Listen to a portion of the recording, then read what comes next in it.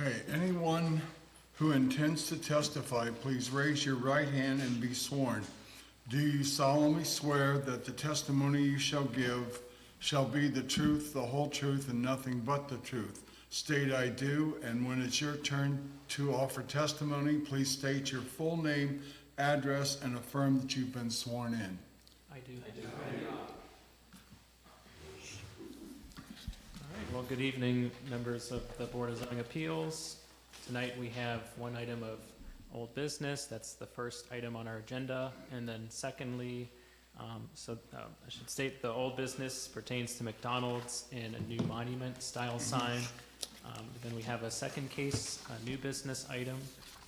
So that case is another, I should say this is a residential request that's similar to one we had in the past for a setback encroachment for a new residence. So without further ado, I'll move along into our old business item over at McDonald's. And I'll begin with the staff report. So this application is a continuation of VACU 2504. This application, this is for the site at 6691 Artesian Run, where the current, it's an existing McDonald's location. McDonald's lot size is 2.35 acres. The zoning district is planned commercial and office district. So the applicant, I'll get to the request as I go through the summary. The applicant is requesting two area variances, one from rezoning case 18517 Olentangy Crossing South to allow for a monument sign along US 23 where it is prohibited, and one from section 22.05B of the Orange Township zoning resolution to allow for an electronic message center sign type. The applicant submitted revised materials to the zoning department on May 8th, 2025, requesting a two-faced monument sign with dimensions 6 feet tall by 10.25 feet wide overall and 48 inches by 123 inches or 41 square feet total sign display area. This includes an electronic message center, abbreviated EMC cabinet, with dimensions 4 feet tall by 6 feet tall, or 24 square feet. The sign presented in last month's application was 6.67 feet tall by 8.29 feet wide overall, and 56 inches by 99.5 inches, or 38.7 square feet total sign display area. That sign included an EMC cabinet with a 3-foot that was 3 feet tall by 8.29 feet wide, or 24.87 square feet for the EMC. The sign will be set back 58 feet 11 inches from the right-of-way edge of US 23 Columbus Pike. In addition, the applicant is seeking conditional use from the Orange Township zoning resolution to allow for a proposed monument sign. Just as a refresher on the site history, the property owner had requested a standard non-EMC monument sign, which was 8 feet tall by 6 feet 3 inches wide at roughly the same location along Columbus Pike as the one currently being proposed, which was first heard by the BZA on November 16, 2023, through variance and conditional use case VACU 23-24. BZA approved a continuance for that application, which included the monument sign and other variances to the December BZA hearing that year, and the application was withdrawn prior to the meeting. The subject site is located at 6691 Artesian Run, which is located on the west side of Columbus Pike and the north side of Point Bluff Drive. The site is currently owned by McDonald's Corporation. For the surrounding area, so we have planned commercial and office district zoning to the north. The land use is gas station and convenience store. To the south, the zoning is farm residential district, and land use includes All Shepherds Lutheran Church. To the east, the zoning district is planned commercial and office, and land uses include Olentangy Crossing Shopping Center and Panda Express Restaurant. And then to the west is single-family planned residential district, with the land uses being the Olentangy Crossing subdivision. This is from the auditor's site. This was just preceding the construction occurring, but there is a McDonald's restaurant, and I did include the approved site plan for you to refer to upcoming. On the more zoomed out view, you see that location just south of the intersection of what is Lewis Center Road and US 23 to the north.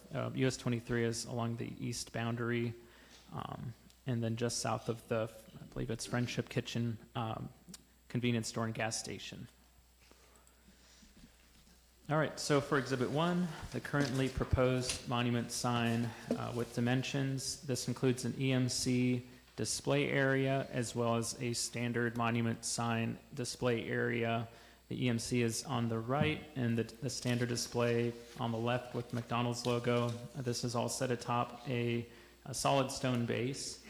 I wanted to put these next to each other, above and below each other rather, and on the second exhibit, I wanted to show with the dimensions, kind of the comparison. So this newly proposed sign, while it has a smaller area for the EMC being proposed, and it would appear a slightly different type of EMC, it is a wider overall sign display area, but also not as tall overall. So there are a couple changes, and the applicant, I believe, is here to clarify and go into further detail about the changes.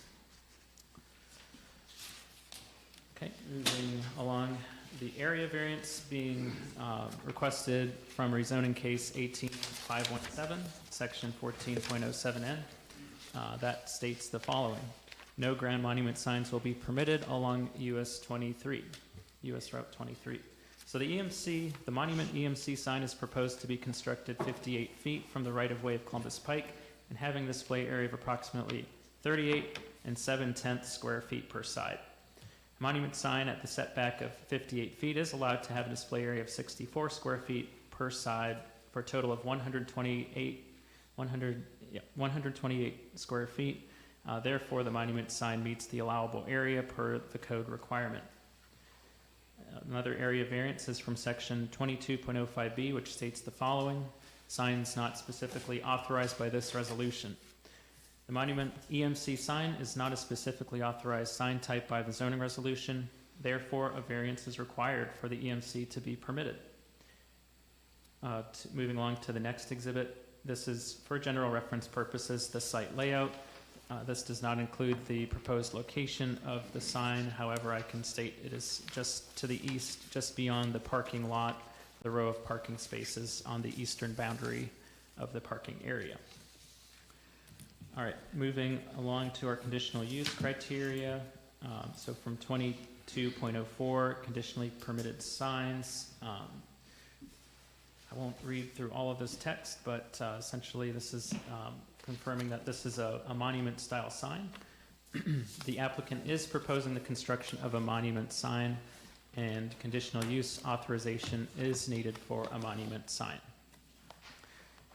Below Exhibit 4, the applicant provided a diagram or a site plan showing the proposed location. We did measure it with our software to scale, which shows that it's 58 feet and 11 inches setback from the edge of the right-of-way of Columbus Pike. All right, next page for exhibit number 5. This is taken from the rezoning case 18517 on Tangi Crossing South from the development plan. Just for your general reference purposes, and you can see that planned office and commercial district area is the easternmost portion of the development plan area. Next exhibit is from the rezoning text, and that is specifically section 14.07N. I'm sorry, yeah, 14.07N for the signage. For signs, signs identifying or advertising uses within this district shall be in strict compliance with the regulations imposed by Article 22 of this resolution. The proposed planned commercial and office district will meet this requirement as it states in the development plan. Plans for entry features and associated signage shall be submitted at the appropriate time to the Orange Township Board of Zoning Appeals for approval. The entry feature, and let me skip down, any entry feature height requirement, shall be the same as the maximum height permitted for a ground sign. No ground signs will be permitted along commercial lots adjacent to the US 23 corridor. Building-mounted signs shall be permitted. So once again, this is a variance from the restriction on any type of ground signs in this development being along US 23. The last thing here is the board analysis criteria for consideration from section 28.06C and prospective motions, and then also the conditional use criteria from section 13.04B. Please let me know if you have any questions. Questions from the board? Not yet. Okay. The applicant is here?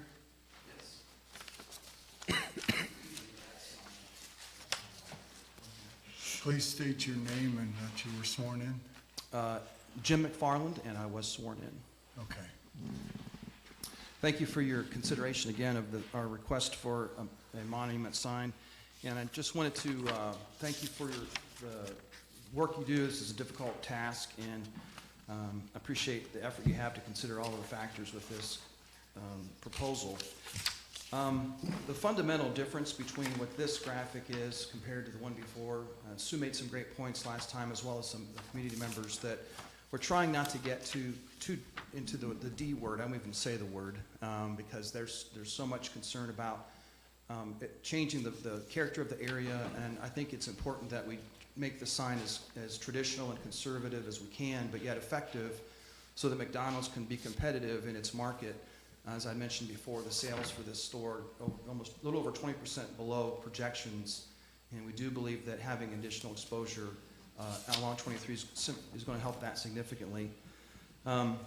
This particular unit is called an LED automatic changeable copy sign, and just to clarify, the main difference is there will not be any graphics on this, so there won't be any pictures or images. This will be text and numbers only.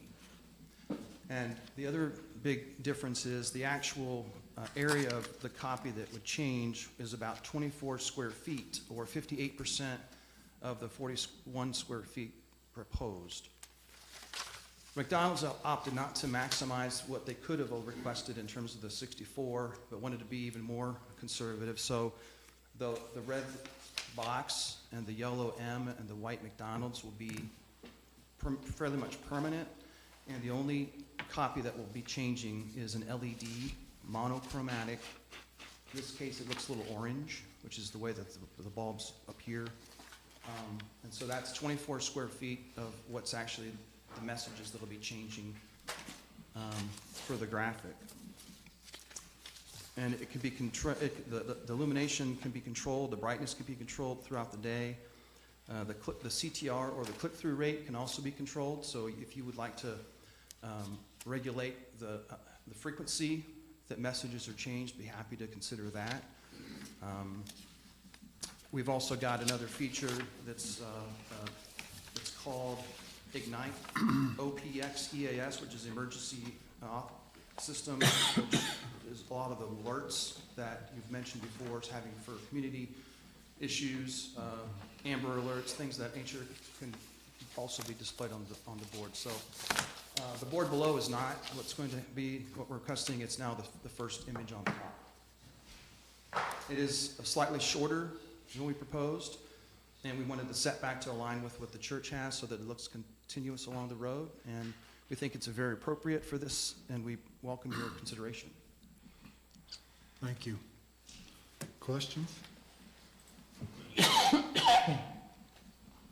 So the main changes, Sorry. no, you're okay, the main changes are the static nature of the M, the McDonald's on the left, and then it's just the two colors, the red, orange, and black with text on the right. Correct.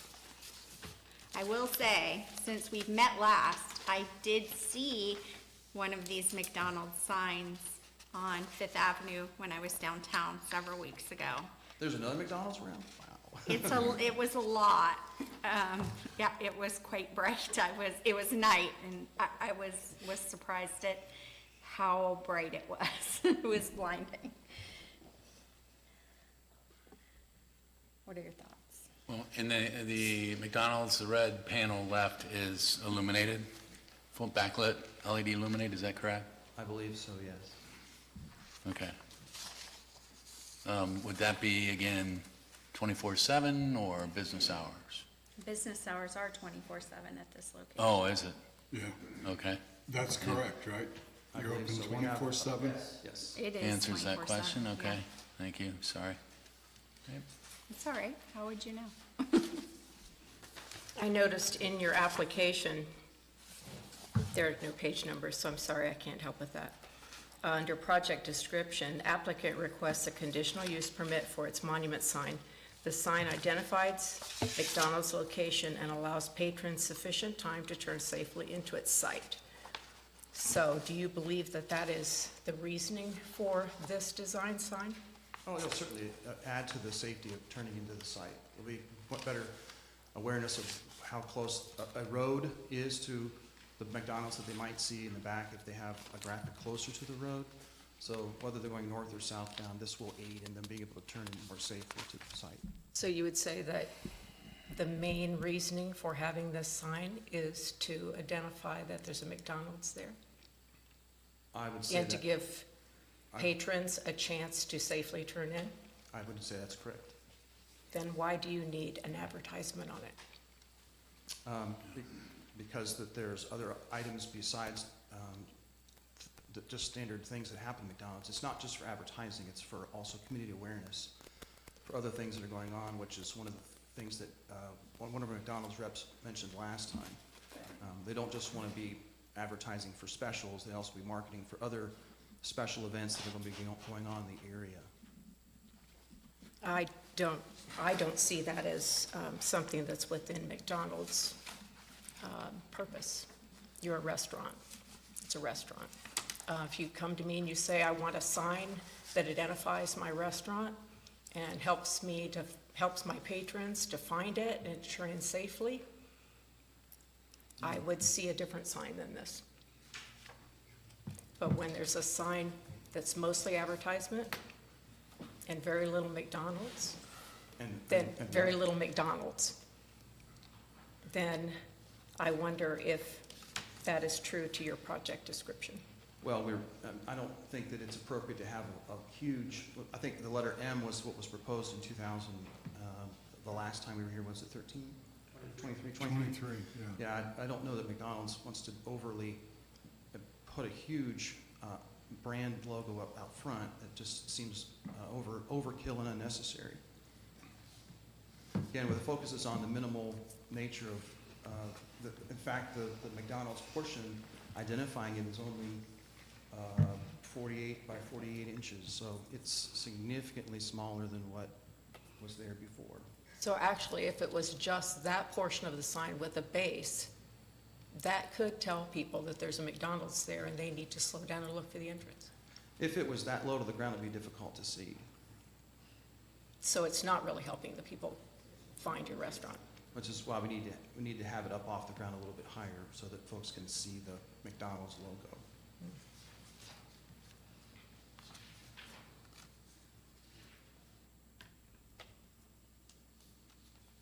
Other questions? I have a question for Eric. Okay. We have a question. After we go further. I have a question for Eric too, but Okay. you can wait. Thank you. Okay?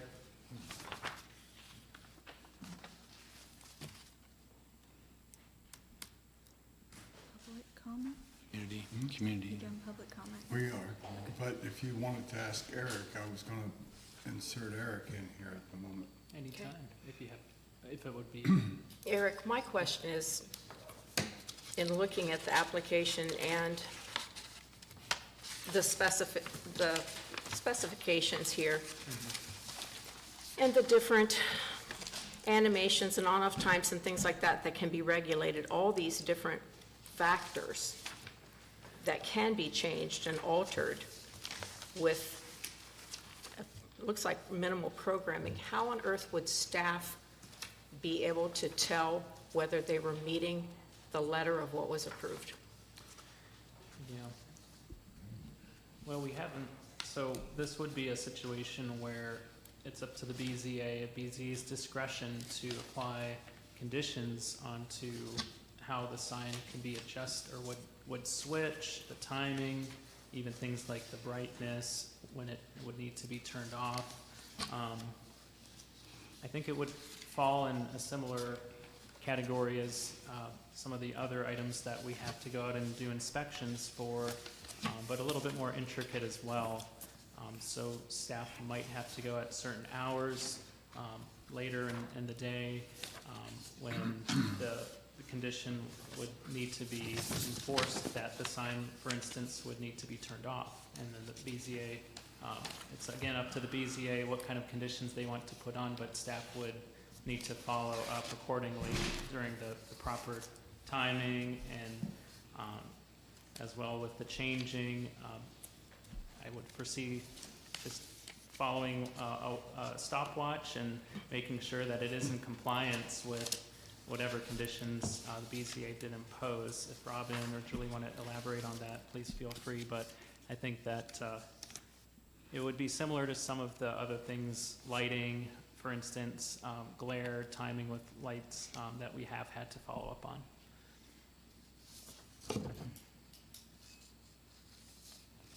My reasoning in asking for that is, I think it would be very difficult to enforce because it can be changed all the time. And because anyone who went past it, I know that your enforcement is, you only have so many people and so much time. And anytime somebody went past and said, gosh, that looks really bright today, they could call and have you have to go and inspect it to make sure it's being held up to the standards that BZA sets. Is that correct? Yeah, we would do with what's within our toolkit. Right. I'm not 100% sure if, for instance, a light meter, if we might have to obtain some new tools compared to what we already have. That would be something certainly we would look into further. Okay. So my question, so Mr. Freeman wrote in a note, and I believe Mr. Freeman is on the other zoning board. So I was intrigued by his comment about attending the zoning commission meeting where the sign regulations are being discussed for the future, for the zoning changes. And he stated that animated signs are currently prohibited and will continue to be prohibited in the new regulations to be proposed. Is that correct? I know that we're not under enforcement of new zoning regulations, but what do they say?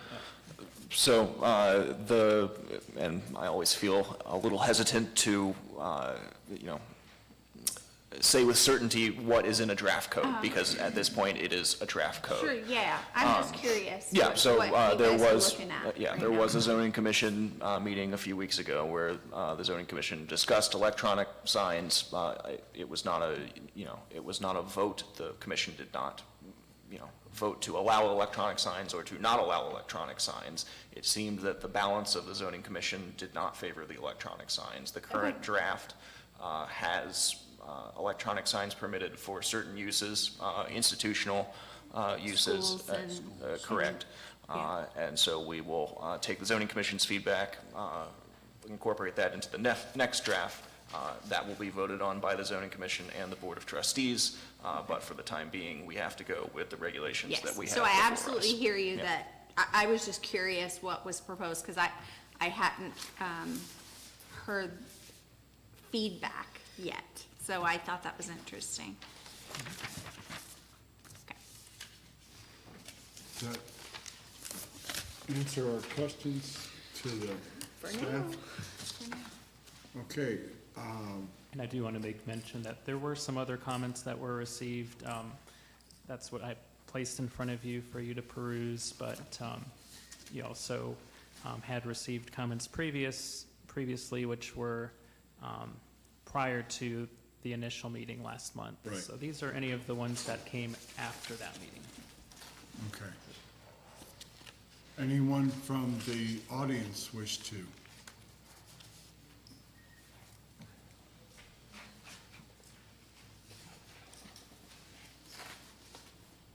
My name is John Diddy. I live at 6726 Baldwin Trail, and I was sworn in earlier. That's what you wanted me to say. Yep. I want to thank Robin and you both for providing information and discussion we had on Tuesday night, not directly about this. So where I'm going to is, I think the question that Stacy was asking about, we know it's a draft coming later on, what those restrictions are currently as draft. And I don't think the answer was directly said that there was a restriction as far as the electronic sign, only in certain areas. But I think she also maybe was asking about monument signs in itself. Okay, I don't know, can you answer to that? Is there currently in the draft that hasn't been voted on and it's not approved yet? Is there restrictions in it for a monument sign? Well, so there are standards for monument signs. I wouldn't say there are restrictions necessarily, but there are standards. One thing that would not change with the draft code being adopted is any restriction that is in a currently existing planned district. So regardless of whether a zoning code is adopted in the future, this zoning text that we are dealing with for this parcel, that prohibition for monument signs on those parcels will remain. Will be permanent. Okay, so I appreciate that. The other part the concerning part, I see that they changed the sign. I concur with Sue's comment about asking, being able to monitor sign and make sure that it is meeting what you put forward if y'all approve the sign. And like you just said, Sue, if I today went out there and said the sign was way too bright, called them up and said, hey, code enforcement, it's not there. Are they gonna come that immediate minute to go and look at it? Likely not. It could be mostly at night. You say it's a 24/7 that sign will be on during the day and during the evening, because it's a 24/7 restaurant. My biggest issue is that, you know, going all the way back now, understanding the commission creates, the zoning commission creates these regulations for each zoning. Then that goes to the board, not the board, the trustees for approval. And then once the site is built, they can come later on and say, hey, we want to get a variance for it, and that's your privy that you're gonna do. So now I completely understand that's there. What I ask at this point is, what is the overarching reason why the board would decide, yes, we don't care what what's in the zoning regulations. We think it's, you know, for lack of a better term, it is seen that it's there, let's override what's in that. Okay, because it directly says in here that no monument signs, pretty clear, or brown monument signs, I should say directly. So that's where I'm at on this, is it says no. We've had past folks, Crimson Cup come to the most immediate, because I think that was the most recent one that was asking for it. And the zoning, your board said, no, we're not gonna approve that variance for that. My biggest fear is that we'll start to come up where we got sign after sign after sign after sign, okay? And that's what I don't wanna see. I own a home that lives back behind McDonald's. A couple of my neighbors are here that own homes back there as well. There's 147 homes in total. That has the potential of having a detriment to our value of that home. It's appreciated very nice, and I'm hoping when I do retire in the next couple of years, it's stayed up that high like where it's at now, so that I can sell it, move to somebody's else and buy a whole new home. That's where I stand from, is what will it do to my value of my home. Now, the next part of it is, you know, I know that recently approvals for Pizza Cottage, Del Taco, and another Broken Egg, I think is the name of it, was granted to build a monument sign on theirs, okay? And I think the difference between up there and here in front of our homes is that there's no direct homes right behind the businesses itself. So we're trying to keep this looking more like a planned community, and that's why I think a lot of times deeds and so forth are made. It's just like in my neighborhood, we have restrictions on what we can do in our homes, okay? So I would just like and beg that the board deny putting a monument sign of any type, any shape, any form at all, is what I would like. Thank you. Thank you. Anyone else wanting to speak? Sorry.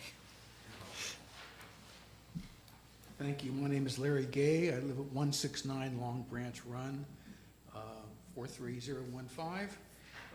I've been here before, and I just want to clarify one question first. I'm so sorry, So- Mr. Gay, pardon my interruption. Can you confirm for the record that Yes, you're I sworn? was sworn. Wonderful, Okay. thank you. Thank you. There is obviously a restriction on monument signs on 23. I don't understand how that also kind of connects with the electronic messaging. Are those two one restriction, or are they two separate restrictions? Two separate, right? They're Okay. separate So restrictions. they're asking for variances on both? Yes. Okay. I've lived in the neighborhood for 7 years, okay? And my wife would get mad at me for saying this, but Larry, don't do this. I've been up and down Route 23 for 75 years, okay? I was born in Clintonville, and I have relatives in Marion, so up and down 23, literally for 75 years, so I've seen all the changes. In no way did I think, when I moved into Olentangy, there'd be no development. That's reality, I knew that. So far, I've been very pleased at the restrictions. I think it's been very tastefully done, and I appreciate that. This sign seems to go beyond that, okay? I certainly understand McDonald's desire to draw customers in and make a profit. There's no problem with that, okay? But the way it exists now, I think they have, first of all, I assume that most of the customers now live in the area, work in the area, or are aware that that McDonald's exists where it exists. So no additional signage is needed to make those people aware. Okay, there's also the people going north and south on 23 who might not be members of the community, okay? But you can see, if you go up and down 23, north and south, you can see from the golden arches that it's there. And not to make light of this, but I have a grandson who's 6, okay? Before they completed the store, they had the arch up, okay? While he was coming to be babysitted from Gahanna, obviously he doesn't live in the area, my son said, the first thing he said was, "There's a McDonald's." He was sitting in the back seat in his child carrier in a car coming north on 23, and he saw the McDonald's. So obviously, there's not an issue with signage. People can see it, they know it's there, okay? Now, in addition, if they want to add the messaging, here's my concern. My experience has been there's two situations on 23. When traffic is moving, it's 55 to 65, okay? Now, if they want to put more messaging on a sign, that means people are going to be distracted more. They're going to have to process, as they're trying to drive, they're going to have to process that new information. McDonald's hopes they process that and say, I'm going to turn in, okay? Either way, they're going to process it, okay? If they already know it's there, that's not a decision. Either they're going to get a McDonald's or they're not, okay? So I have big concerns about the messaging, okay? The sign itself, I don't think it's needed, okay? If it was, this is the new version, the one on the bottom was the original.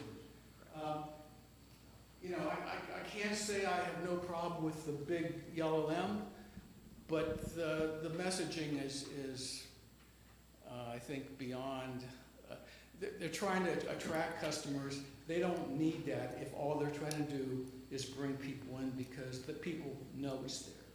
I hope that all makes sense. But, yeah, I think I'm there. Any questions from me? I appreciate, I know what you're doing. I appreciate your effort. Thank you very much. Thank you.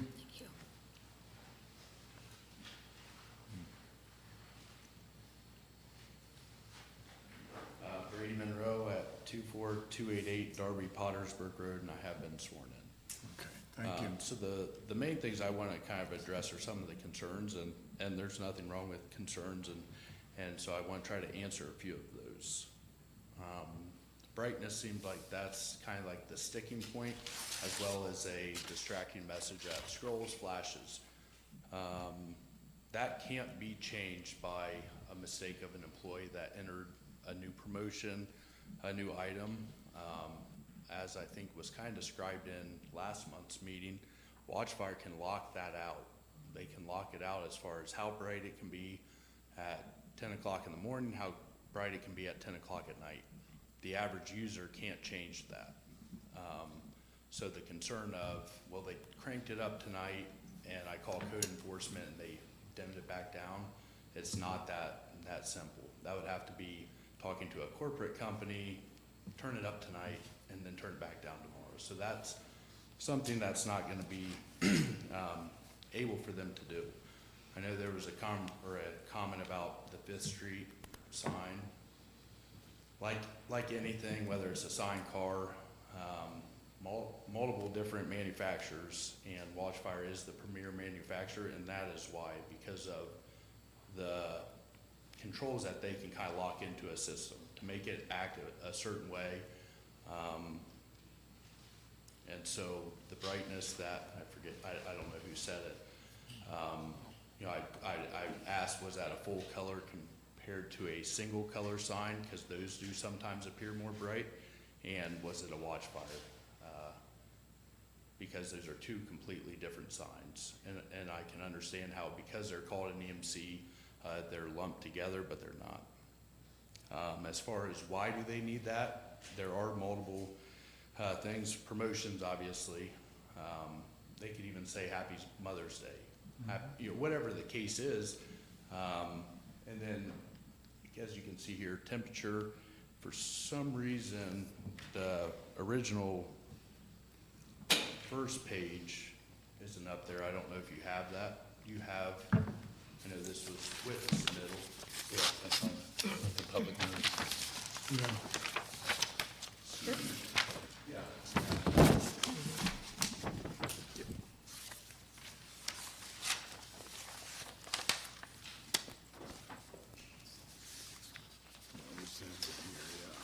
full one.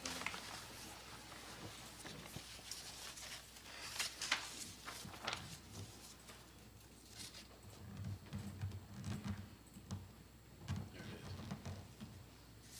So it's not just about marketing and it's McDonald's. They are about community engagement.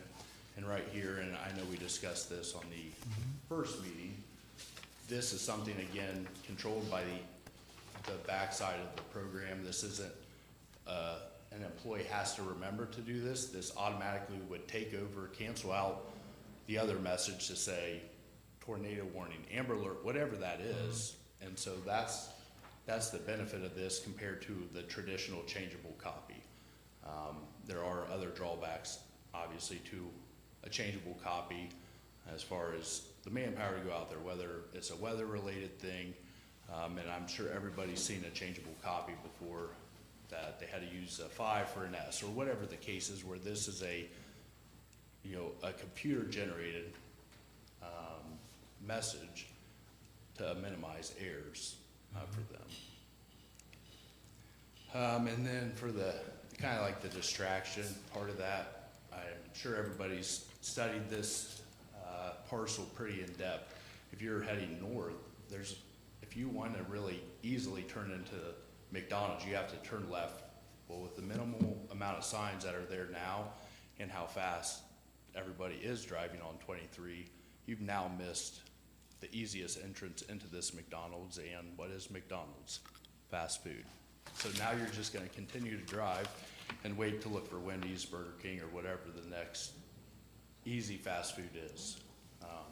So where this can, yes, help notify without having to make a sudden, I'm going to cut 2 lanes over to make a left turn into McDonald's. And I think that's all I have unless there are questions. Not for me. Any questions? Thank you. Thank you. Ma'am?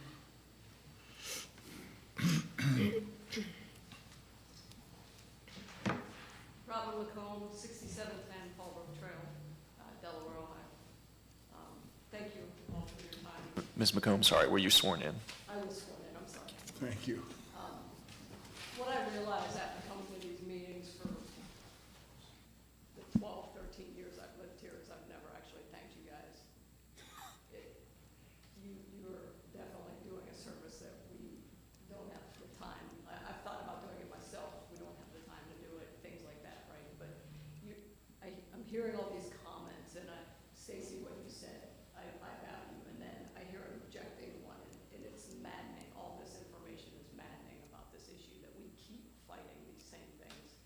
But at the end of the day, why do we have these regulations? We have these rules, we have these regulations that are standing, and the current standing regulations say no monuments.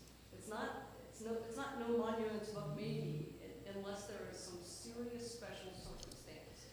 And they even at the last meeting brought up their variance criteria that was not contrary to public interest was one of their first comments. That's completely wrong. And, only 40 people are standing here in the neighborhood fighting that. But all it takes is it's contrary to public interest. The township right now in Delaware County is trying to figure out how to reroute this road because it's already dangerous enough. They're trying to expedite traffic. It's growing exponentially. They just, sold 1,000 more lots and lots, right? We have all these cars and we're trying to hurry it up and speed it along and maybe take out all these lights, but we're gonna throw in some signs to distract people further. It just seems contrary, but at the end of the day, the facts remain that there's rules already that say no monuments. When you're down by some of the businesses that don't have homes right in the back door, in schools right across the street where there are teenage drivers. I get it. I drive through there. I don't like that Del Taco has a new sign. I drive by those every day. But I understand that that's kind of a business section, right? When I drive through this area, it's in front of a Shell Hollow Park. If you've not been to Shell Hollow Park, go to Shell Hollow Park. It's exceptional. I look at this different. I look at this as home. And people in that area look at this as a safe place for their children. McDonald's knew when they moved in. They knew. They bought this 10, 12 years ago. They knew that what this was zoned for. And they even kind of eked in the sense that these were supposed to be boutique restaurants and, less fast food. The vision for that neighborhood was high-end homes. And, so I understand things change, but why can't we keep something sacred? It's a nice rule to not throw up signs, especially signs that aren't going to be proven. That he even said it won't even be tall enough to be seen. Well, then why are we fighting to put it in? They have a sign on the front of their building. I can see from the light north of it. I can see from just south of the church coming north. You can see the big M on the building. People know that it's there. If they don't know it's there that one time, the next time they're going to know. And there's multiple roads to turn on. So at the end of the day, I just don't understand why we keep entertaining conversations with these commercial properties, because they want a sign. We are told as the residents also that the slippery slope isn't allowed. It's every circumstance will be looked at. I believe that. I do believe that. I don't believe they need a special circumstance. They've got a real wide open lot. They've got a church far on one side and they've got a business to the other side. They've got 2 intersections that you can turn on. They're at an intersection. People are already stopping and going there. They're seen. They know that they're seen, and the sign is going to be a distraction. It's going to be a danger, and it terrifies me already. So I just asked, kind of under the same, John was speaking my mind when he was up here. I just asked that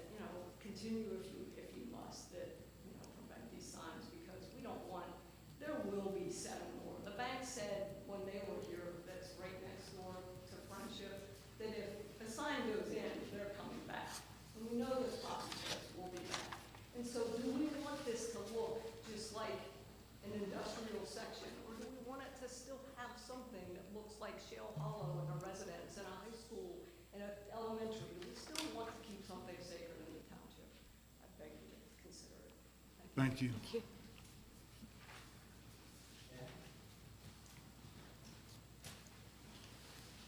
you. I've been sworn in. My name is Scott Holowicki. My address is 5240 Locust Hill Lane, Dublin, Ohio. I want to ride that energy because, like what Robin just said, touches home in a way that I want to make sure you understand. I am not a commercial property. McDonald's is my partner. They own all the land and all the dirt. I am merely a tenant on their property trying to do the best that I can. When you talk about homes and schools, those are the people that I'm employing. Those are the customers that are coming to us. And I want nothing more than to serve you guys. Mr. Holowicki, I'm sorry, because this is a hearing, please direct your comments to Oh, I'm the sorry. board. I'm sorry. I apologize. I am wanting nothing more than to serve the community that I operate this restaurant in. I have 24 other restaurants in a lot of different communities, and I can assure you that the homes and the schools are of utmost importance to me. I invest in them every day by employing the people that live there and feeding their families, and nothing gives me greater joy than serving the communities we operate in. We add a lot of value to the schools, and we're not just a restaurant soup. 1 in 8 Americans have been employed at McDonald's. On Monday, the U.S. Secretary for the Department of Labor visited our restaurant. The Lieutenant Governor, Jim Tressel, was there. The U.S. President of McDonald's, Joe Erlinger, was there. And I couldn't be more proud to have hosted it at that restaurant. I had the option to choose others, but I chose that one because it represents everything that I hold near and dear to my values. We were there to celebrate this anniversary of 10 years of Arch Waste of Opportunities, something that I've invested heavily in. One of my employees was able to speak during a 20-minute press conference that these people, I was just hosting you guys. This isn't about me. This was about McDonald's meeting with our Secretary of Labor. And what happened was we celebrated the hiring of 370,000 people this summer was our target. Anna Maria is an employee of mine. She got to share her story about how through Arch Waste Opportunities, she has now bought her first car. She has changed from becoming an EMT to becoming an HR professional at our company. What happened on Monday is my proudest moment as a McDonald's franchisee, and it happened at that restaurant. Believe me when I tell you that our monument sign is not there to tell everybody McDonald's is here. I know you guys know I'm here. We want to be a beacon of light. I shine these arches every day, you guys, and I work really hard to do it. We add value to the community. Your homes will be worth more because we're there. I promise you that. I don't have an alternative agenda. I want to serve the community. I want to feed the community. I want to employ the community. I will make the sign whatever you guys need it to be. I don't want a rotating message. It takes 21 days to develop a routine. I'm happy with a static message. I don't need to change. I don't need to be colorful. I'm not trying to blind anybody driving. I believe in driving safety. But what Brady said is true. If you're in the other lane and you drive past this, you can't get over and turn in time. I need that sign out front because by the time you've seen this, it's too late. So I hope you guys understand that I want the same things you guys want, and I think this sign can help us do that. I'm happy to answer any questions you guys have.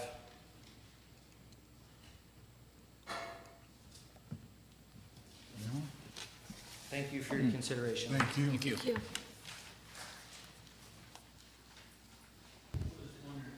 Robin, Please, don't start talking till you're at the mic. And you've been sworn in, and your name and address. I've been sworn in. My name is John Didi at 6726 Fallbrook Trail. Robin, I don't know if you can, since you control that, it's up there. But can you go to, if you know what, a website called beammaps.com? Okay? The reason I'm saying that is I think their aerial view of what that area looks like right there is very pertinent to everything here, okay? Can I, or I can show you guys, but then everybody else can't see it either, so that's why I'm asking if we can. What's different between that and Google Maps? This actually shows the building actually built right now, whereas Google does not at the moment. They just haven't updated their most recent satellite photos, and Beam Maps does. I mean, it shows the building completely built and operational. Okay, so now zoom out. Okay, just a little bit more. Okay, so what I'm wanting to point out on this is just so that you guys know and you can actually see it. So I'm coming down 23 from the north side. Okay, on his north side, facing the building, I believe there's an M on the building itself. Okay, so I know from driving this morning, okay, after dropping off somebody at school, I turned out of Old Intangi Crossing West, which is the next light up. I look south, and you can see from that point in time that there is a McDonald's there. Okay, you know, one thing that's probably great about McDonald's is everybody knows what that big golden arch inn is. Okay, we've been instilled in that for as long as I can remember as a kid. All right, so I don't see there a big need for that. So if you're coming from the south, which would be from the lower part, I get that it's a little bit blocked because of the trees that are right there at Home Road till you get to the church, and there's the church. But you can't turn left right there at that first light between the church and McDonald's. You have to go to the light at Lewis Center Road and Colvin, okay? And you have to make a left turn there in order to get to the McDonald's, which the only way you can do it is now going up to past Friendship Gas, south on Artesian, and to get into McDonald's. Okay. So again, I think coming from the south, you can see that there's, before you're able to make a turn. So I think having the sign doesn't give a greater advantage of being able to get more people to see that there is a McDonald's there. I don't think there's the problem. I think of last week, and I'm sorry I'm bringing up cottage pizza, that was kind of one of the points I had made about cottage pizza, is that somebody had said you can't see cottage pizza because of the other businesses, and they were actually even with the setback was exactly the same. On this one here, the setback is closer to the road than Friendship Gas, and actually I think closer to the road than the bank that's there, and then naturally with the other businesses up there, Panera Bread and that, they're set back far enough so you can still see it. So my point of showing this is that here's a visual that shows you that the sign being there is not going to give you an advantage above and beyond what you already have now. That's my opinion. Okay, thank you.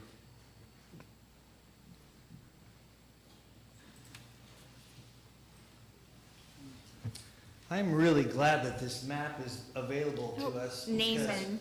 Oh, I sorry, apologize. name Scott and- Holowicki, 5240 Locust Hill Lane, Dublin, Ohio. I have been sworn in. This map does a really nice job of illustrating our challenge. If you are coming from the north, heading south, you can see the angle of the road is actually driving your line of sight in a different direction. So the way that we understand how signs work is, if you could imagine a laser coming out of your eyeballs, when we do lines of sight and we try and determine where to best put signs, we'll generally rent a couple of different types of trucks, and we'll have cameras mounted at different angles to kind of get the best view. This is Brady's expertise, way beyond what I do, but they're really good at positioning things and helping us determine the best place to put a sign. And in a situation like this, you know, the way the road is positioned is pointing people, if you're coming from the north, away from our store. And, you know, the landscape, especially at the corner where people need to turn in, is grown out, which really prevents people from seeing our building. Having the monument sign farther out helps them see, once they're past that sign. Coming from the other way, you notice that the church is really present. It's closer to the road than us, along with their landscape plan, which really complicates people's line of sight. So again, remember those lasers coming out of your eyes as you're driving, looking forward on the road, what you see. That sign is the only chance we have of catching people's attention before it's too late. Remember, coming from this way, coming from the north to the south, we have two opportunities to get in. As was pointed out earlier, coming from the south to the north, you cannot make a turn at the first entrance because of the median. So we're really counting on folks to see us. And that's a 2-lane road. If you're on the right-hand side, you cannot get to the turn lane, which has to be in the median. So we need as much time as possible for those people to adjust. If they see that sign, they have more time to get over safely and get into that turn lane to make a turn into our location. Any Thank questions? you. I don't think so.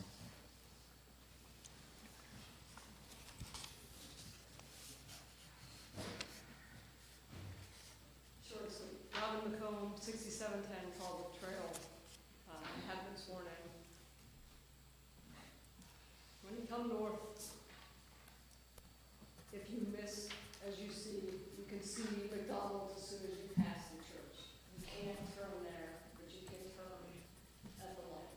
At Cool Bend, where Lewis Center Road turns into Cool Bend. I'm an expert on this, I can do it in the dark with my eyes closed.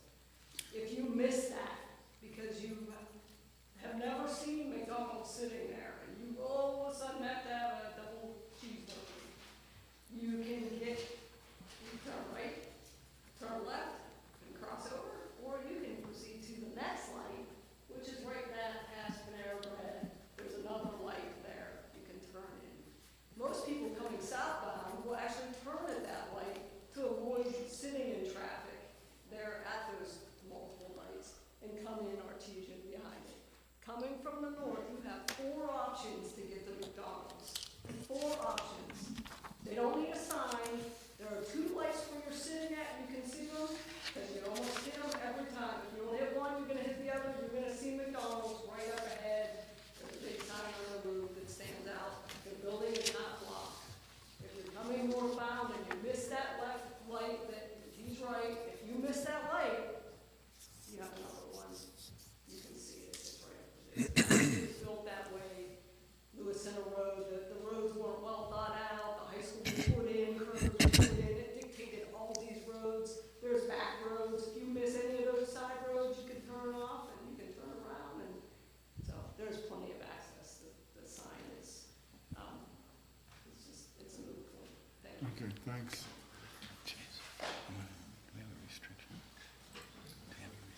Scott Holowicki, 5240 Locust Hill Lane, Dublin, Ohio. I have been sworn in. My neighbors are spot on. They know the neighborhood like the back of their hand, much like you guys do. The problem is that this restaurant was built based on a set of assumptions that haven't come true. Being off 20%, it hurts, folks. It is not a great business model right now. And a third of the business that is coming to this restaurant is coming from my other restaurant just down the street. 30% hit at the other location. It's 4 miles away. Everybody has signage in between us and them but me. This is not a situation of, Interesting. how do I say this, folks? I'm looking for some collaboration. I really think this could help us hit our targets and help us continue to operate in the manner that we know we're capable of. Not everybody knows we're there. Our neighbors know we're there because they drive it every day. These folks are very involved, much like you guys are. I appreciate the good work that we're doing today. I'm asking for your help because my business relies more than just the neighborhood. I need the folks that are traveling through. I need the folks that are visiting.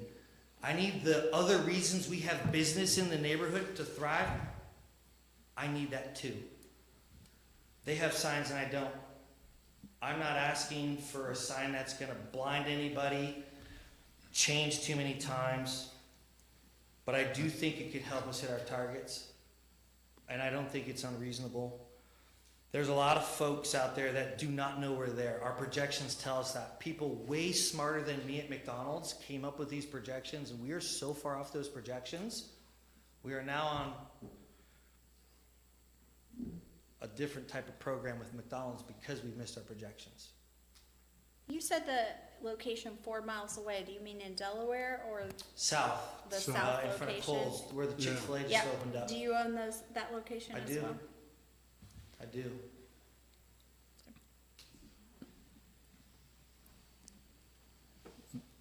Any other questions? Well, I guess one question that I have is, monument sign, basically, is drawing public attention, and it's a form of, just as much as the logos on the building. It's out in the landscape, so it is different. What's interesting to me is I wish I could see an image of the building itself, actually, of the signage, because to me it's germane. The fact that where that signage, the resident brought up a point about the signage that's on the north end of the building that can be seen from 23 potentially, that to me is germane in understanding the people identifying the building as a McDonald's. And the one thing I will say also is I've been by many McDonald's. This McDonald's has architectural design which is unique and not typical of most McDonald's. It just isn't. Again, their branding, the colors. This building could be a branch bank if that M isn't up in that gable. It just could be. It's a gable. The architecture doesn't connote the same typical image of a McDonald's. So that could be part of the struggle, is that a lot of the branding, a lot of the color branding, a lot of the look that is typical of most McDonald's is not on this building. So for the people that are driving by that are not familiar with 23 and would not automatically say that's a McDonald's. And furthermore, in my opinion, humble opinion, the M logo is up in the gable. It's not, again, typical of how you obviously typically see them on McDonald's. And so even for me, as I'm driving by it, I didn't notice it immediately. I didn't. The 6-year-old did, but I didn't. So that is an interesting challenge that you're facing. What I find commendable in my mind is that the architecture is a little more respectful of the residential character that is behind it, because it incorporates a gable versus flat roof structure that is most typical of McDonald's. So I commend at least the architecture and the effort there. So for me, I'm very curious what the signage is around the building, because that, again, gets to the kernel of what we're talking about, of identification for the building for patrons that aren't familiar with this area. Didn't they change the architecture to get through zoning? But yeah, I just wanted to make sure I was remembering correctly. I figured that was part of it. Yeah. I think it just has an M on the front, right? It does, does. up in the In gable. the west. Yeah. Yeah. But it does sit back a bit. It does. I'm just trying to understand facts that contribute to the purpose and your intent with the monument sign. as I understand it, and that you're having problems getting patrons to your restaurant. So, I'm very intrigued. In fact, I was the board member last meeting that mentioned the fact of the setbacks, because I find that is relevant, and the fact that that was brought up, that this McDonald's is indeed pronounced before that other building, so that is a relevant fact. However, where that signage is on that north elevation is just as relevant. And the fact of the setback, the distance, this is sheer distance, as you're looking at that graphic there up on the screen, from the roadway, and the reality of that angle that you had mentioned in your argument is real. Your sight lines are not necessarily as conducive to be looking there at that to the right as the angle of the roadway is going down. So, I mean, wow. I think your comment about not identifying as a typical McDonald's is spot on. I do know that there were a number of concessions made to what a new store standard would represent these days, meaning, local zoning allows us to dictate what a building would look like. It would have a very modern architecture. It would have been built taller, more of like a box. It would have had a completely different look, which would not have been in keeping with the neighborhood whatsoever. And I do agree that if that had been done, that could have been, possibly detrimental to the neighborhood, but that's not what happened. What happened here was a great collaboration, in my opinion, and I gotta be honest with you, this building has really grown on me in terms of how I think it looks. I think it's very charming, and I think there's a reason why, the U.S. president of McDonald's chose this location to meet with Madam Secretary Chavez on Monday, right there. So again, I appreciate you putting that up on the screen, because you easily could have put some garish yellow damn thing in that gable with a red M on it, or red with the yellow M on it. But no, it's complementary to the earth tones that are in the properties adjacent.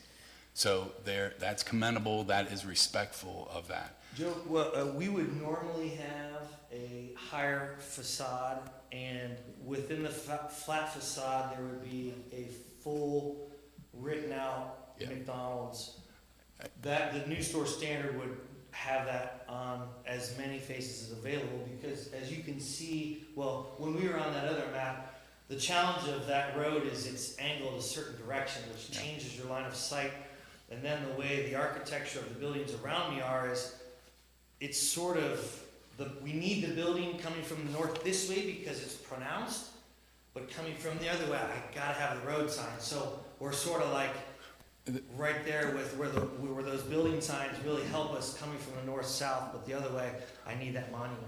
But I will say to the residents' concerns that have been voiced, and also here on the board, the message center sign, to me, is irrelevant, because the speed that people are traveling, it's been reduced.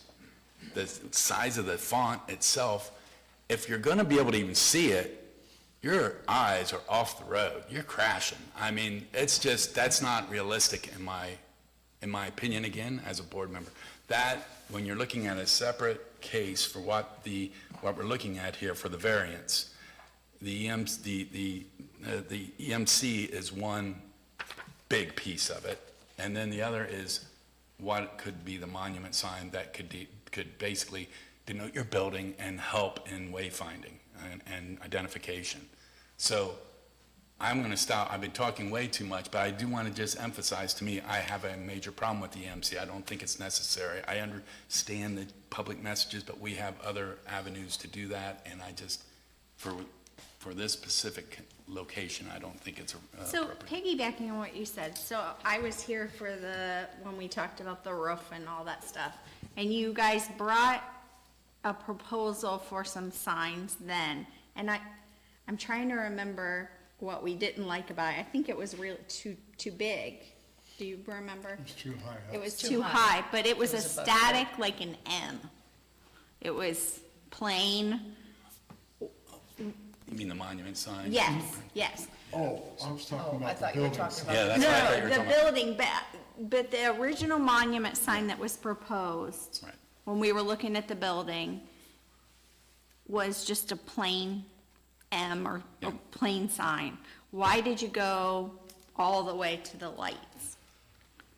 So technology is leading us down the path of allowing us to turn an EMC into a static message board, which could appear to be half monument, half message. We can change the proportions. You know, these things are really slick.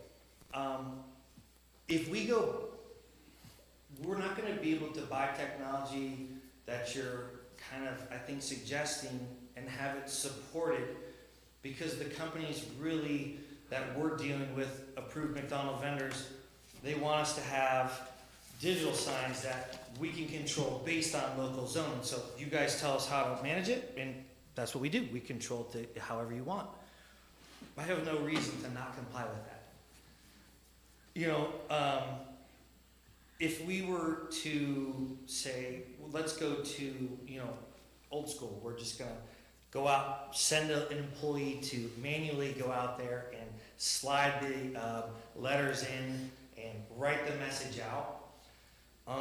You know, well, one, we're putting somebody out next to the road, which puts them at risk. It doesn't always get spelled the way it's intended to be spelled. And, you know, we've had people in neighborhoods come up and change the message to things that are wildly inappropriate. Yeah, So by having a digital sign, we're able to control it. okay. And, you know, if you guys would feel comfortable saying, hey, okay, you get one message a day, great. I'm happy keeping the board static.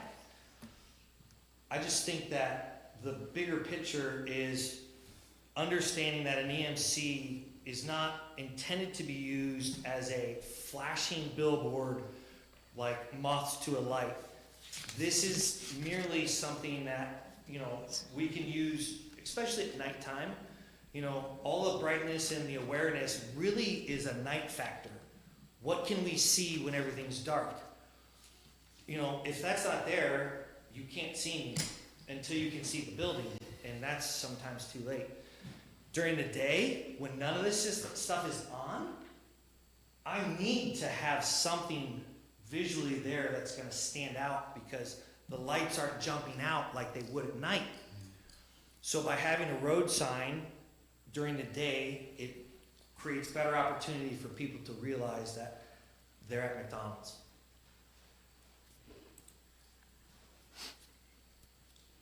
Anything else? Yeah. Thank you. Thank you.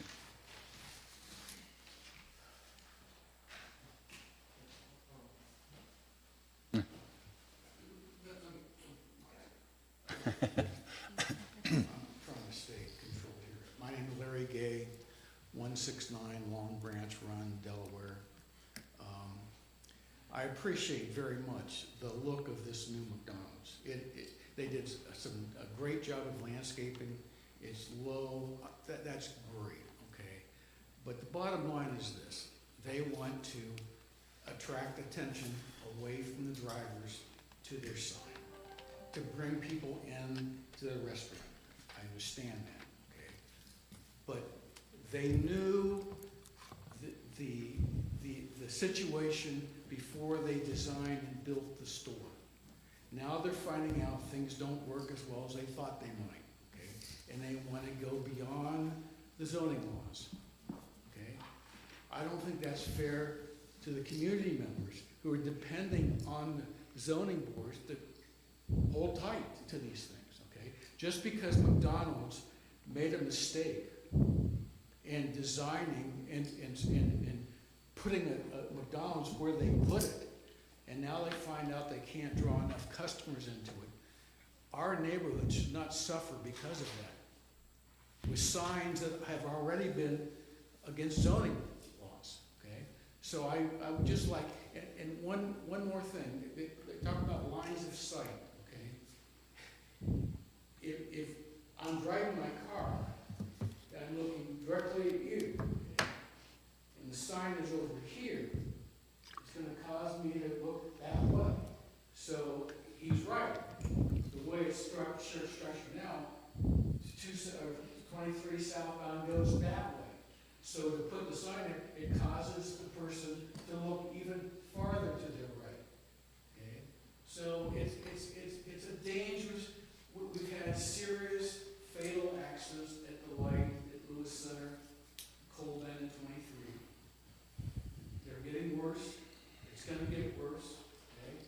We don't need any more distractions than we have right now. So even though I respect what McDonald's has done so far, I very much appreciate it. It's a nice looking McDonald's, but they shouldn't be allowed to do things that are not permitted because they didn't plan on it. Thank you.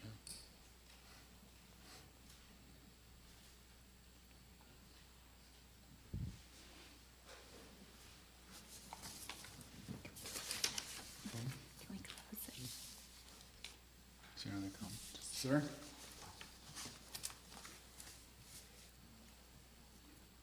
Brady Monroe, 24288 Darby Pottersburg Road, I have been sworn in.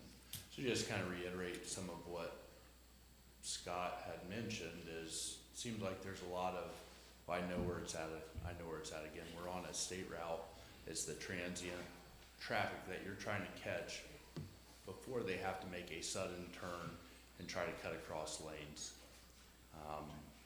Again, it is 23, traffic is pretty heavy. We've all been there for the guy that cuts across you because he realized before, really, after it's too late to make that turn. There was just a comment made about the distraction of looking right. Well, this, in that theory, is less distracting because now you're looking at something that's closer to the road as opposed to over here where the building is. I think it's been well represented that because of the architectural, if you want to look at it from design standards or advertisement standards, obviously, you know, have they complied, which has affected business. But again, back to the community and understanding that it is important to have aesthetically pleasing structures is how we kind of ended up here. The gable does hide part of the sign too, even when you do see it. I think on our original application, there were quite a few pictures, even I think a video that was submitted driving down the road showing that by the time you see it, you're pretty much past it. And so I just want to kind of reiterate on some of that. And back to the distraction, I know I live up in Marysville. As I come into Dublin, ODOT has placed a ginormous EMC that has messages on it. And I think there was a study that was presented, and there was kind of some bluffs called at the last meeting of, well, why did you have to say there was a study showing that this isn't dangerous? That's, to me, telling me it is dangerous, because ODOT, if they're going to put something out on a state route, they're going to do their studies on it. And so if they're confident to put a message center across State Route 33, they have facts backing that up of how it's not a distraction. What's a distraction is the phone in your hand, trying to figure out where to go. Not the sign showing you where to go. Thank you. I'm sorry, what's your role with McDonald's? So I'm with Sign Light. I'm the sign bidder, yeah. Okay, thank you. You have more faith in ODOT than I do.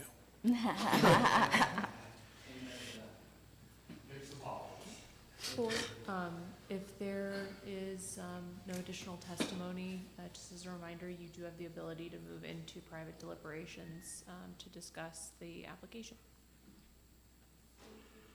Is there a motion? I move that we adjourn into private deliberations. Okay. Second?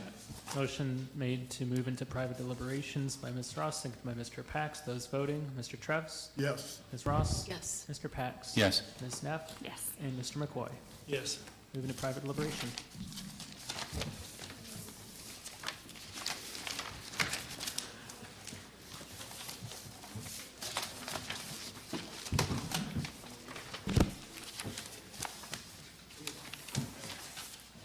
Eric, can you remind me how to mute this?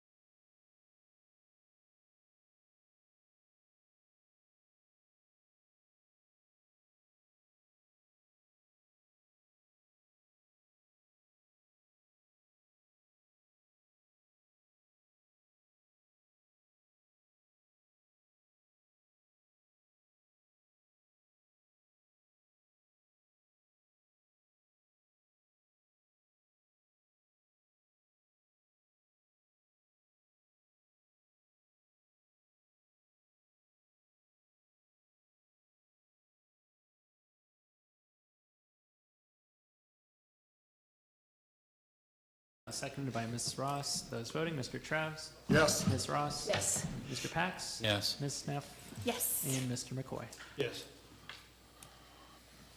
We had to come out of private deliberations, but you were locked out. You didn't hear part of that, so I'll just put that on the record. Board, if I may, since the applicant, it appears they were conferring outside, perhaps a request to them to see if they have a new request to the board or that type of thing before the board moves Yeah. for its decision. And this is just for the applicant, if you have something else you want to tell us. But what you missed was we took a vote to come back into session. And we have to do that to legally continue. Yes, sir. Okay, Robin, would you like to just drop those other photos just for a conversation you had earlier before you moved to deliberate? There was some additional A name and photos. address for the record? Oh, sorry. Sorry. Jim McFarland, Zoning Resources, 84 Skyline Drive. I've been sworn in. These are some additional photos that just showed some different views of the building, and these are at different times of the day, just to give a perspective of how the building looks. And it's very nice for the residential, but it's difficult to see the letter because of where it's placed, because there's not a lot of lighting in that area at all. One other point I wanted to just remind the board that you have already allowed digital messaging on the site. You've already approved digital messaging for the use of the site. The McDonald's all over the place have what are called ODMBs, which are called outdoor digital menu boards. And so for as long as this McDonald's has been in operation, I don't believe there's been any public complaints related to digital messaging in the drive-thru. I don't believe there's been any complaints from any neighbors about anything related to McDonald's, and I'm not so sure there's a lot of standing for people that aren't affected directly from another sign that's going to be even exponentially further away than the residential district. So if they're not being impacted from 3 digital messaging devices that are already in place near the rear of the McDonald's, then how are they going to be more impacted by a single monument out front with static images that you're going to regulate? That's my question. So for the board, you're not giving something on the site, and we're not asking for a digital menu board. We're not asking for a digital EMC. We're asking for a monochromatic, single type of letter with no graphics that you control and you regulate. You decide. This is an easy decision for the board. I appreciate the passion, I appreciate the perspective, I appreciate the desire to be focused on tradition and things, but 30% drop, this McDonald's is not competitive. I don't care who owns it. This is not a fair opportunity. When you look at the decision criteria that you have to make your decision by, we meet all 7 of the conditional uses. Specifically in variance criteria number 2, this variance is justified to special conditions. All of you have said it. Several folks have talked about the unique architecture of the building. We have a 150-foot setback of the primary structure from the right-of-way. We have International Sign Association charts of readability. We don't even have the word McDonald's on the stinking building because there's not a room for it. So I'm a little bit sad that all these officials couldn't see the word McDonald's on this premier site, because this franchise owner and the McDonald's went over and aboard to try to placate and to do what's right in this community by the architectural and the design of this building to fit in with the residential district. And your responsibility as a board is the conditions of the conditional use and in the variance criteria, and we meet those. And I do believe that this McDonald's is being set apart, and that is not given I hope that it's going to be given the consideration for an ability to use something to communicate. And even at that, we don't get to, I don't believe, if it's changed, we can't regulate content. That's not something that boards are allowed to do. I mean, whatever the message says, as Joe said, it's irrelevant. But this franchise owner and the property owner, they're wanting to do what they can, and they'd love to hear your opinions that can make this happen.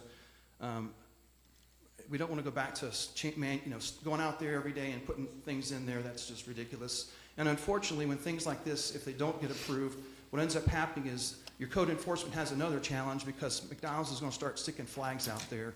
They're going to start sticking yard signs out there to try to communicate something to be competitive because the other fast food restaurants along 23 get to do other messaging than McDonald's can.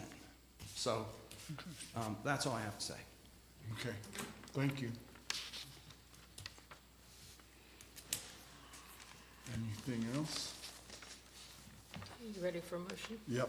Let's do it.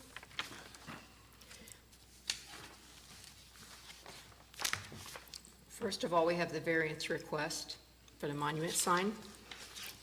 The board makes the following findings of fact on the variance before us. That is, A, the property in question will yield a reasonable return, and there will be beneficial use of the property without the variance. The variance is substantial at 100%. The essential character of the neighborhood would be substantially altered as a result of the variance.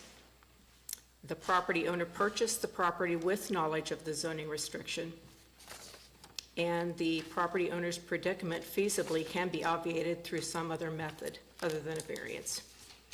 Based on those findings, I move to deny case number VACU 2504 for the property located at 6691 Artesian Run, Lewis Center, Ohio 43035, seeking a variance from rezoning number 18517, section 14.07, subsection N, to allow a two-sided monument sign with electronic message center, EMC, along US 23, as shown in Exhibits 1 and 4 of this report, in an area zoned planned commercial and office PC.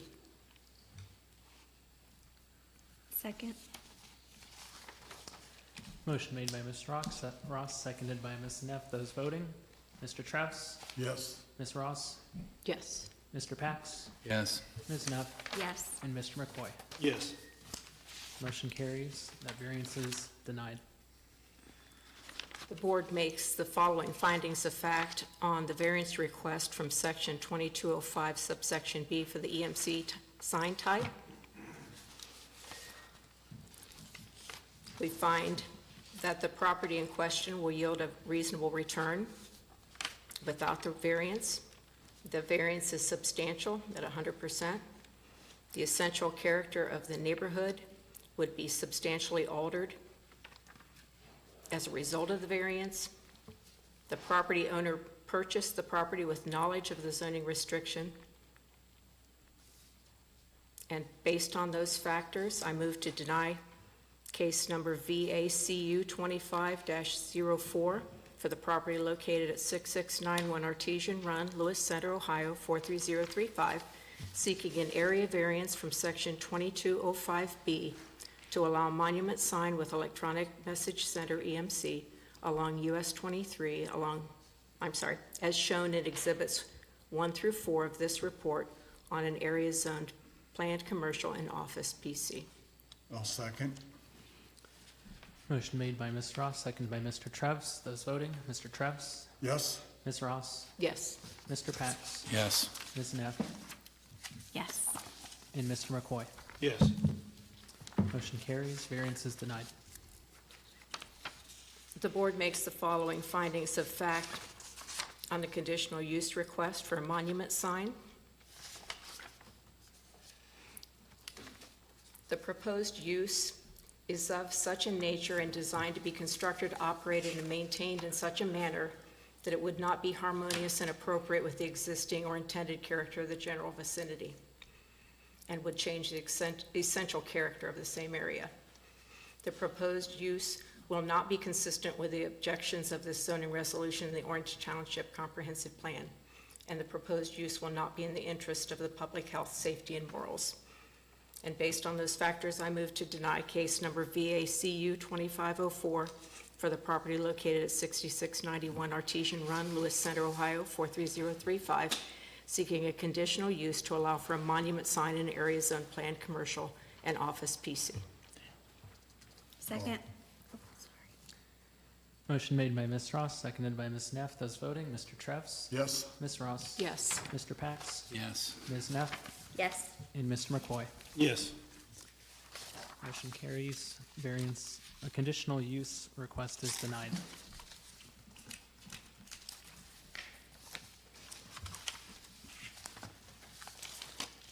Okay, for the next case. Okay. So at this time, we will go into our item of new business.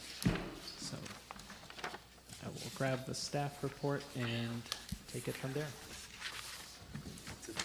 So this new item, new business item is a variance case VA 2506.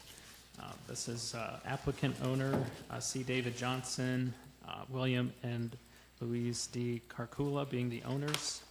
The site, that is at the address 5424 Maple Drive.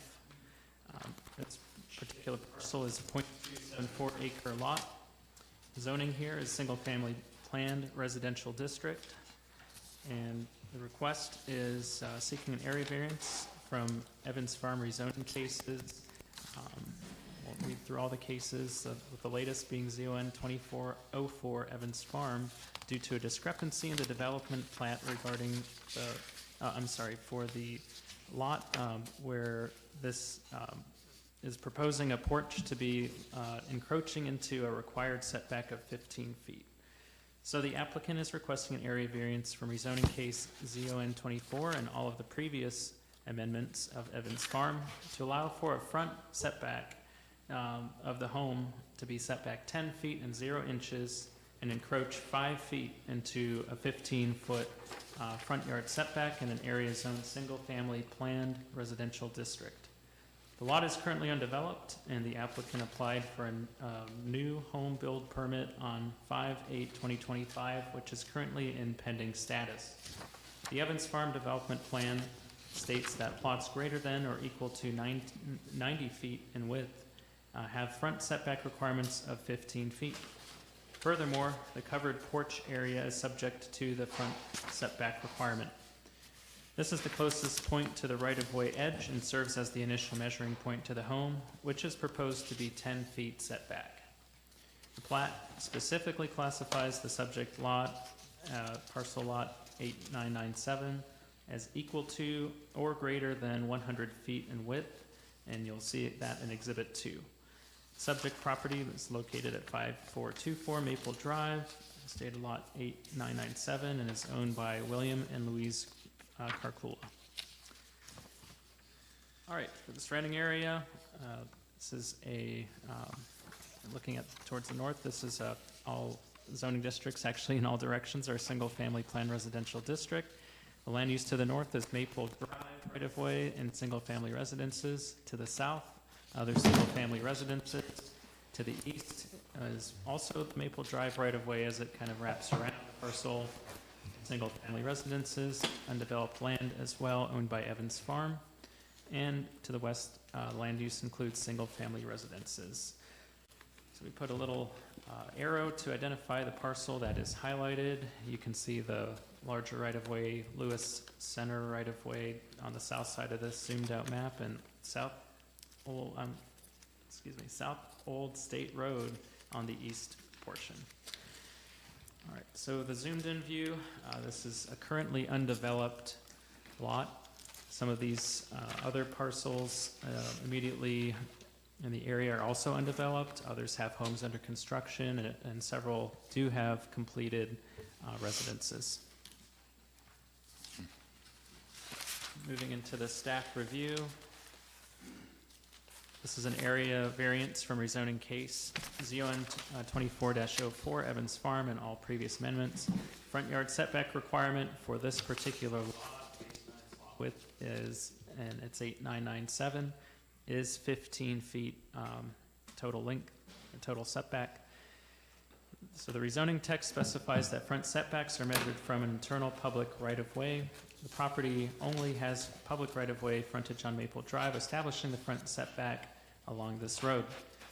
The width of this property is technically, and this is a clarification, this lot is actually over 100 feet in width. Those are notes that I needed to correct. So the 15-foot front setback needs to be enforced on this particular lot because it's over 100 feet in width. So, sorry for the typo there. We would like to note that the home being proposed on this lot complies with all of the other setbacks. So Exhibit 1 includes the site plan. You can see the porch extending 5 feet into the required 15-foot setback, and I believe, yeah, we will zoom in on the next exhibit. And the lot length, specifically here, is labeled as 197.76 feet on the plat, and as a result, the lot is categorized as a greater than 100-foot lot subject to the 15-foot setback requirement. As just a general universal note, or overarching note, that plat setbacks as compared to the zoning setbacks are for reference purposes. They are not binding. So just for your clarification there. As stated, the site plan zoomed in version is in the next exhibit. This is labeled to show where that 10-foot front edge of the porch is located. You can see the distance between those two dotted lines is that 5 feet encroachment and the 5-foot variance. Exhibit 3 is just the plat, which I've described a couple times. This is from Evans Farm, Section 2, Phase D, Part 1. And that measurement of 197.76 feet width for the lot. And Exhibit 4, so you may, those of you who were here, I think it was 2 or 3 months ago, had seen a similar lot, and we referenced the same plat. So this is a bit of a deja vu for you, with the difference being the lot width. I did want to highlight for you where the plat shows that this is lot 8997, building setback being listed at 15 feet, highlighted as well. So is this something we have to look forward to in the future? Up there? Probably. Wish I could predict the future with accuracy. I don't have a comment.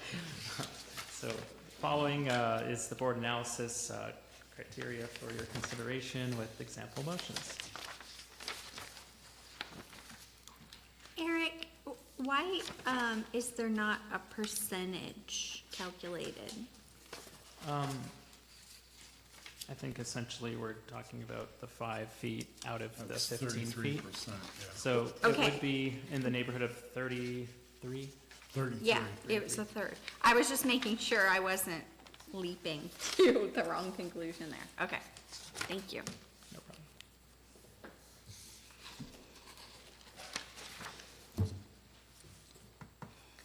Comments from the applicant? David Johnson, 8965 Co Avenue. I have been sworn in. So this lot is one of maybe 2 or 3 that has these unusual circumstances because of the radius does put that extra width. What the homeowners are trying to do is have their porch similar distance to the sidewalk. That 95% of the house is there, which is between 8 and 10 feet. And because of the extra setbacks that are required on this lot, they're not able to do that. There's also a more extreme side yard from 5 foot or 6 foot to 10 foot that also brings your buildable area down, especially in this lot. So they're wanting their porch to be more of a usable depth without the 5-foot variance for just a hair over 5 foot, which becomes more of a decorative porch, not a functional porch, which the whole big premise of Evans Farm is front porch living. The wife of the couple is disabled. She's permanently in a wheelchair. So a lot of the house has bigger floor plan areas for her to get around, and there's also a ramp that's designed into the porch with the extension so that she has more of an intimate relationship to that front porch living, and she can socialize and not have a ramp in the back or another location, and she really wants to do a lot of her socializing and living on that front porch, which is why they're moving from Illinois to Ohio, to be closer to the kids and enjoy the neighborhood concept of Evans Farm. So I just feel like the 5-foot addition makes their house much more functional, and it puts it in line with the majority of the other porches in their relationship to the sidewalk from their front of their porch to where that, the majority of their neighbors walk by and go about their day and stuff. So any questions beyond that? Your layout there, to the left, is that the driveway? That is correct. How big is that? The driveway it's a 12-foot curb cut per Evans standards, and typically when it's a non-alley lot, you'll have the strip of either pavers or grass. So is that concrete pad over there? You have a You're coming concrete in. pad outside your doors, that is correct. Also Are in you that, asking about How- the driveway how- pad? Yeah, Yeah. how wide is that? the pad is, well, the garage is 28 feet off the setback, so that pad is 25 feet, giving a 3-foot strip of landscaping. Also, keep in mind that when the homeowner went to look at this lot with the realtor and everything, they pulled up on the portal the regulating plan, which a lot of the residents, when they first start planning in their house, will look at that to see where their driveway typically, it's usually not required, but recommended if there's a street required or trees required for there. I'm actually one of 2 town architects for Evans Farm.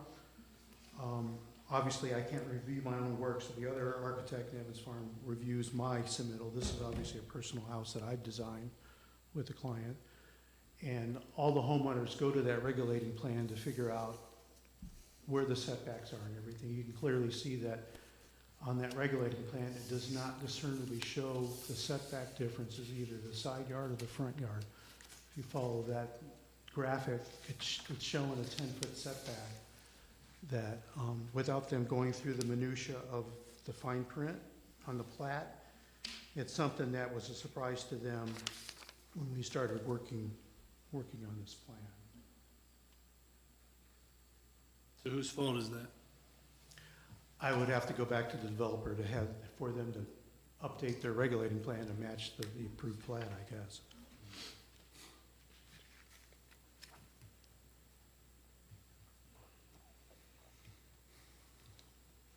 My point being that the purchaser has a remedy available for the mistake.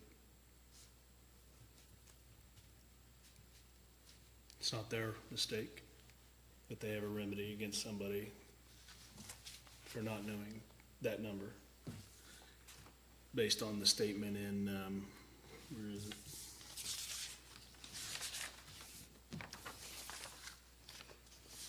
About owner purchased the property with knowledge of the zoning restriction.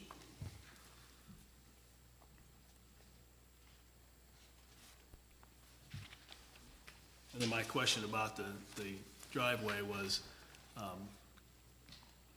can you get your 5 feet by just shifting the house, and still The have? house itself has a 35-foot requirement, where it's different than the garage. So the house is at the limit now. House is compliant for all the local zoning restrictions. We're just asking that our porch is commensurate to the other porches in the neighborhood. And just to that section, I'm asking for a variance like on a house on, like we're not trying to set the house on at 10 foot, being compliant with everything else. How big is this house? It's a ranch, and it's about 2,300 square feet.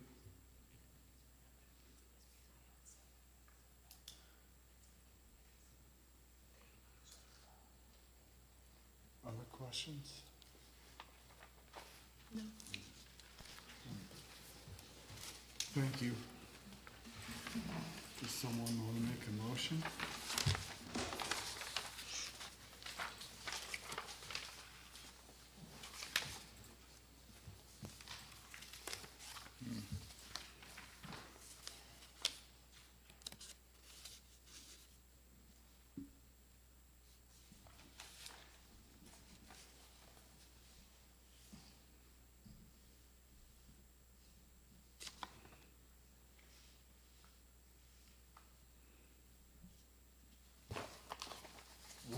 variance is substantial, it's about 33%. You're telling us that the essential character is that almost all the other porches are 10 feet from, Correct. Porches usually go up to that 10-foot line. yeah, Yeah. okay. That's a major factor to me, at least, in Yeah. understanding this. The main facade of the home is still back 15 feet. We're talking about an encroachment with the porch roof, obviously, but then mostly it's the planter, the low walls that aren't Yeah. as much an obstacle or blocking from the nature of that setback and that 15-foot intent. Yeah. So at least that's a factor in at least my determination. Okay. I would be prepared to make a motion. Okay, Okay. Okay. Based on factors presented by the applicant and discussion thereto, I move to approve case number VA 25-06 for property located at 5424 Maple Drive, Lewis Center, Ohio, seeking an area variance from the rezoning case number zone 24-04 Evans Farm to allow for a home to encroach 5 feet 0 inches into the 15-foot front yard setback in an area zone single-family residential district. I'll second. Motion made by Mr. Pack, seconded by Ms. Ross. Those voting, Mr. Trevs? yes. Ms. Ross? Yes. Mr. Pax? Yes? Ms. Neff? Yes. And Mr. McCoy? No. Motion carries, variance is approved. Thank you very much. Thank you.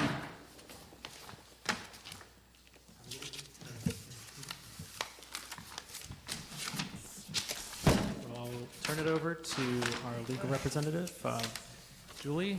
We have a part 3 that we were going to attempt in the training space, so take it away, Julie.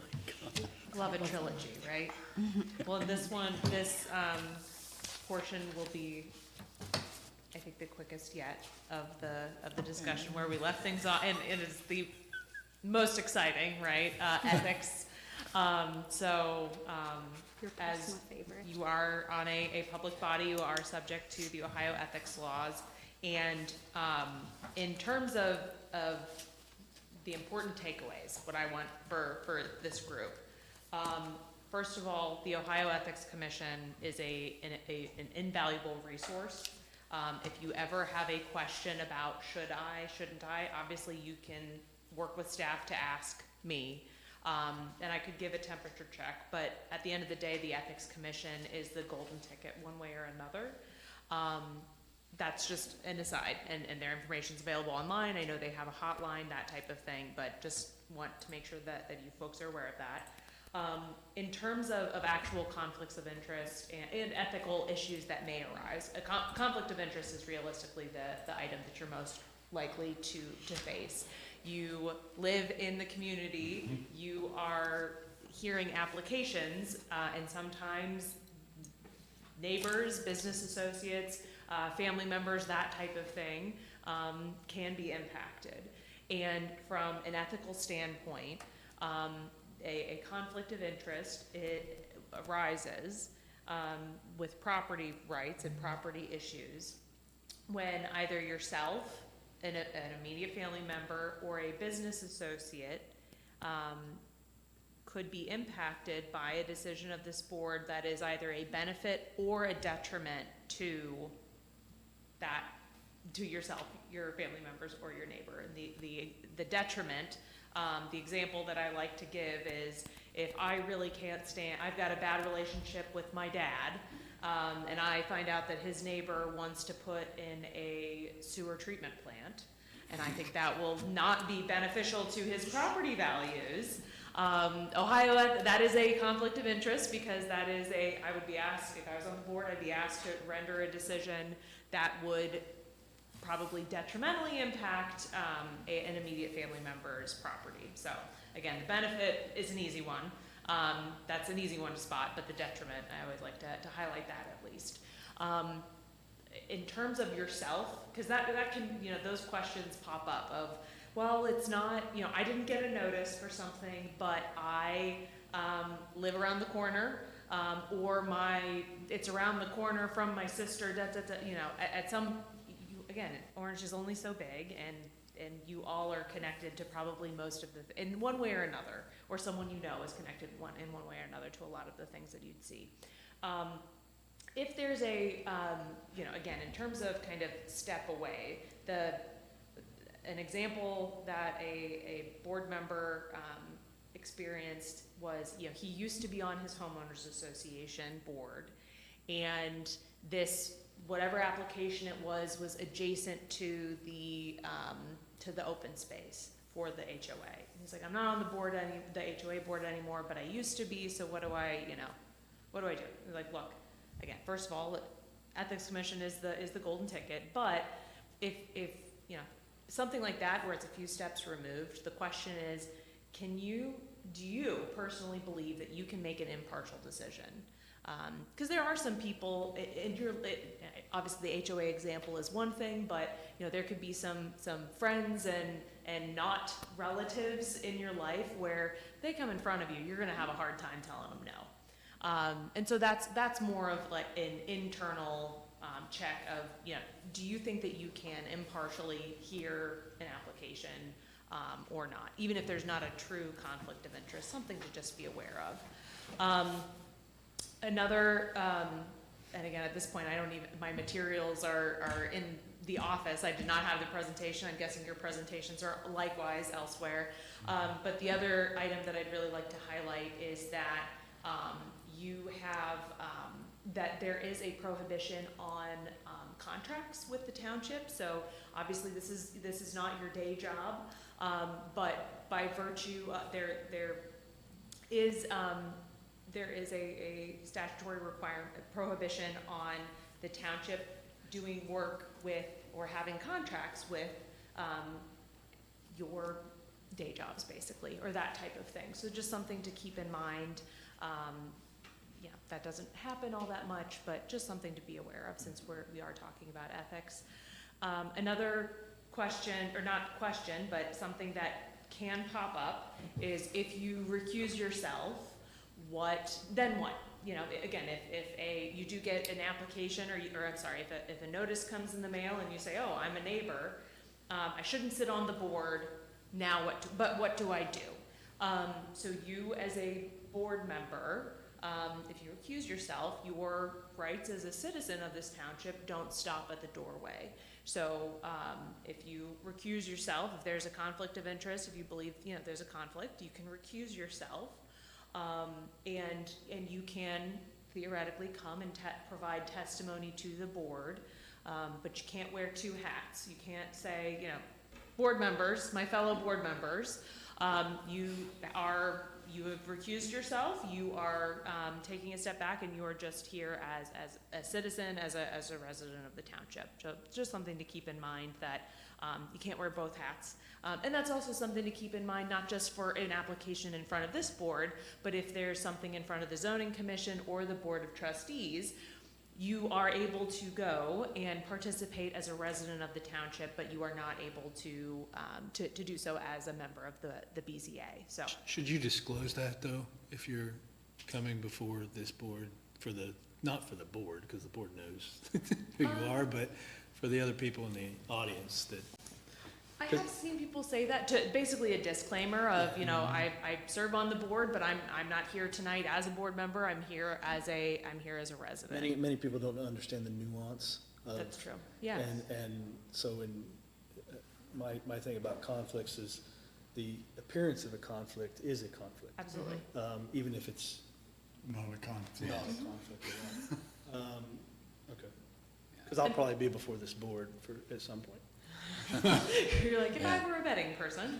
But yeah, in terms of, those are kind of the high level, like big ticket ethical items that I like to hit on. Do you have any questions? Do you have any additional questions about training and that sort of thing? I have a specific question. Yeah. Judge has told me that he didn't believe it to be so. I've recently been hired to be a magistrate at the probate court. But the probate court would never hear any appeal from a court standpoint from anything here. And he did not believe that that was a conflict with serving on the board. So. I have to get off the library board, I have to Yeah. get off the public defender board, I have to get off the county central committee, Mhm. but this one is the one that he said was not an issue. So there is also a list of incompatible positions. The AG's office puts that out in terms of if you hold this position, you can't hold that position. And off the top of my head, which would include something like you cannot be a BZA member and you cannot serve on the library commission, that type of thing. Or, you can't serve on the BZA and be the township administrator, that type of thing. So I would check there, that might also be a question for the ethics commission. But I'm not there yet, so Okay. I didn't violate anything tonight. Nice, good to get in writing. The only, so you said you're gonna be okay, you said probate magistrate, and, I think taking a step back in terms of outside of the zoning realm and just the global township realm, there is one incredibly specific situation I'm aware of where a township issue could end up in front of the probate judge. Believe it or not, if, one of the trustees or the fiscal officer resign and the township, and the trustees. The appointment. Don't appoint someone, then it can end up at probate, but that That's, wouldn't be you. that's the judge. Exactly, that'd be the judge, that would not be you. Yeah, I'd check the, compatibility positions, and then I'd probably also just confirm with the ethics commission, just so that way, and they can also write an opinion. They may send, sample opinions, like prior opinions that they've rendered, but, they will also put together a specific opinion, if warranted, so. Julie, you may have covered this in a previous training, but who hears the appeals to this body's decisions? That is the Delaware County Common Pleas Court. So again, it would not be a, Still common pleas, but it's Yep. probate division, and we wouldn't, correct. Yeah. and I would recuse myself if something like that came before me as a magistrate anyways, and another magistrate would pick it up, or the judge would pick it up. Correct.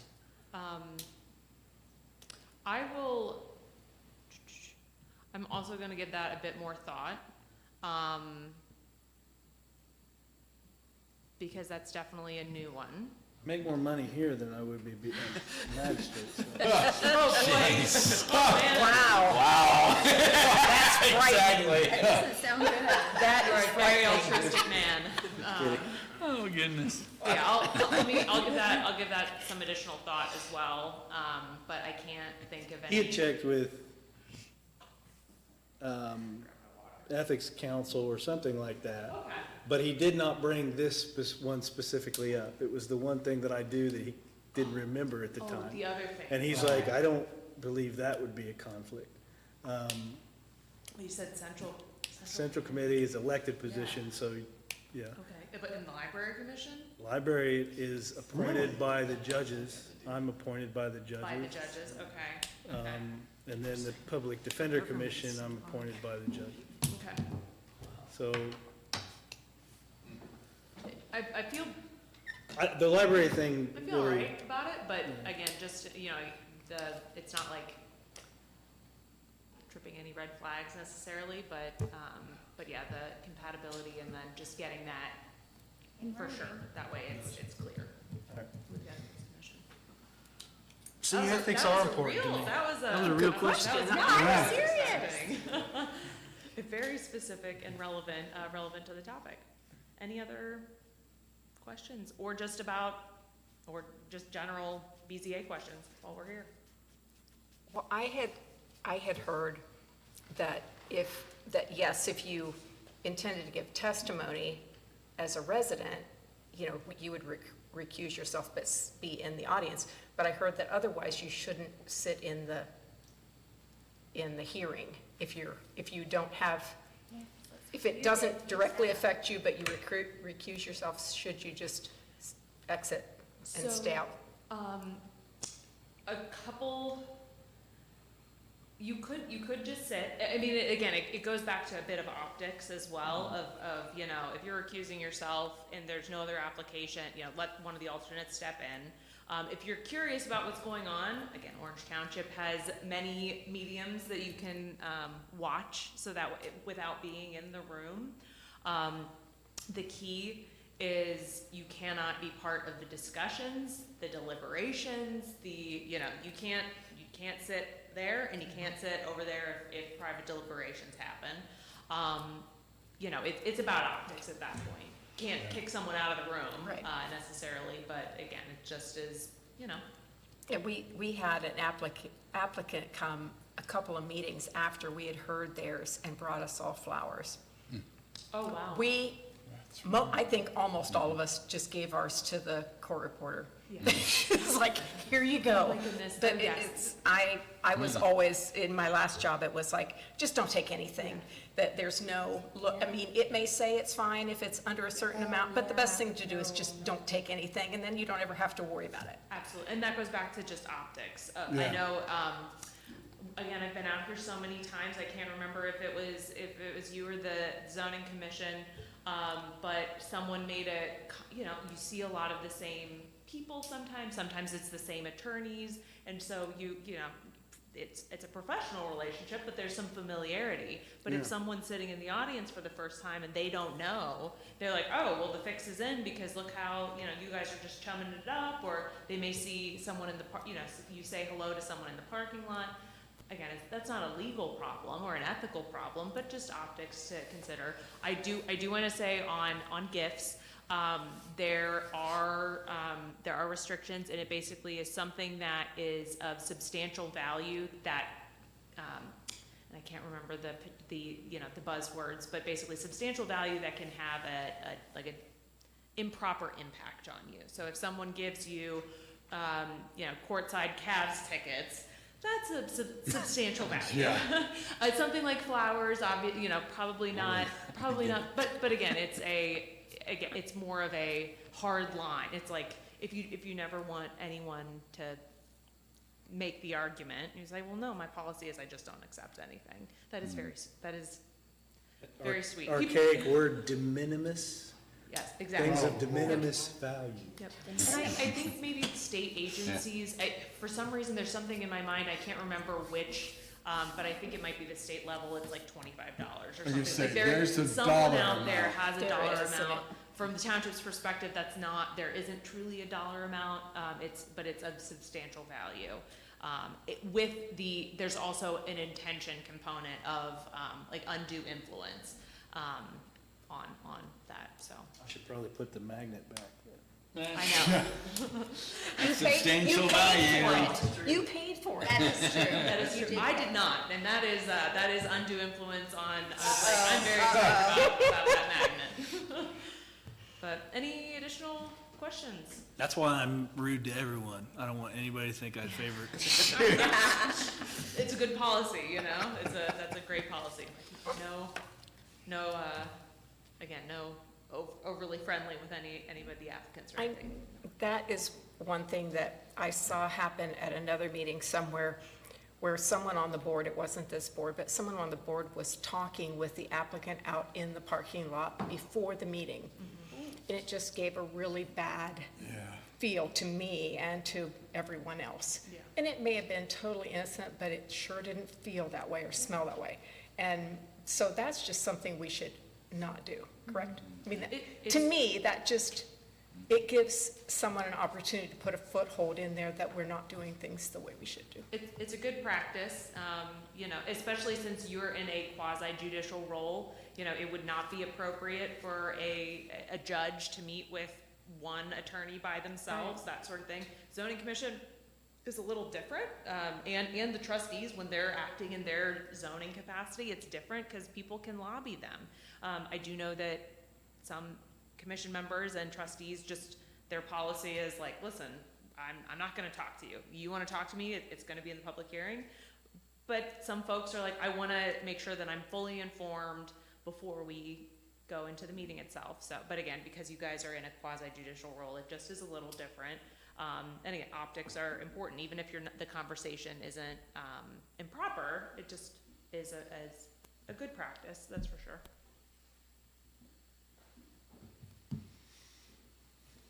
Anything else? Cool. All right, great. Thank you. Thank you. No problem. And I'll give that some more thought, in terms of, that's a good one. And thank you very much for Yes. helping us, guiding us Tonight through and for the, you. through the best way to build our motions so that. I love it. So that The they new- hold up, it would hold up in court, and we're actually giving them feedback based on how we have to decide it. We really appreciate that. No problem. Again, I get, that's one benefit of this being, the training being dragged out for so long, that you get to put where the rubber meets the road, and, yeah, glad to have been able to help. And I guess that has to do too, Eric, with the way you prepare the document. Yes. So appreciate that. Yeah. It's very good. That helps us. Absolutely. Yeah, it's a team effort here. Robin's included in that, so So appreciate it. glad to support you guys through that written piece. Yeah. Absolutely. It's good. Well, we do have one item left. I don't mean to burst your bubble. Approval of minutes? If there isn't a consensus about wanting to move ahead with March minutes, I understand, but I did send those out with the packets, so feel free to let me know where you stand. How much feedback did you get? I did not review them yet. Okay, nobody got back to me. Oh, okay. that I can- I sent it back, but it was beyond the deadline. Oh, okay, maybe it was beyond my awareness, That's okay. That's, so thanks for Could getting we those to me. please I'll hold them review. till the next meeting? yeah, we Sure. can, as far Yep, as I'm we concerned. will Is that- not make any motion on that for tonight, and hopefully, of course, I'll have those April minutes for you to Okay. look at in advance. All right. Is there a motion to adjourn? I so move. Second. Okay. All in favor? Aye. Aye. Indeed. Thank you. Meeting adjourned. Thank you, one and all.